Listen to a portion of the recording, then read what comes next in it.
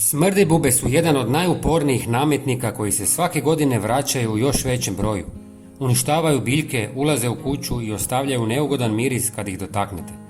No postoji vrlo jednostavno i prirodno rješenje koje ih tjera brže nego što mislite.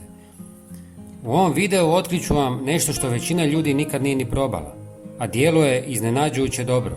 Pokazat ću vam dvije metode. Sve sastojke vjerojatno imate kod kuće. Ako vas zanima kako se riješiti smrduba bez kemikalija, ostanite do kraja, isplati se.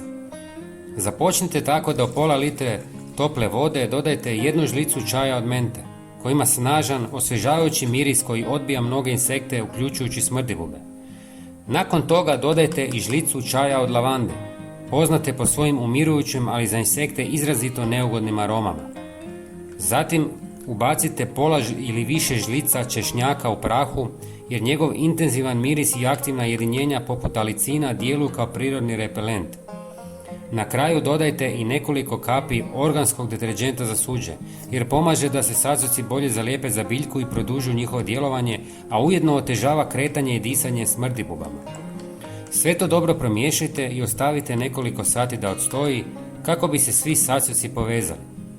Kada je pripravak spreman, procijedite ga i raspršite na mjesta gdje smrdibube zadržavaju.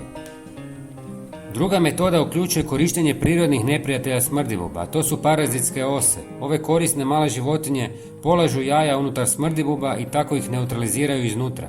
Parazitske ose možete nabaviti u specijaliziranim trgovinama za vrtlarstvo ili naručiti putem interneta, gdje dolaze u obliku jaja ili odranskih jedinki spremnih za upotrebu. Ako vam je ovaj video bio koristan, svakako se pretplatite na kanal. Hvala vam što nas pratite i srdačan pozdrav!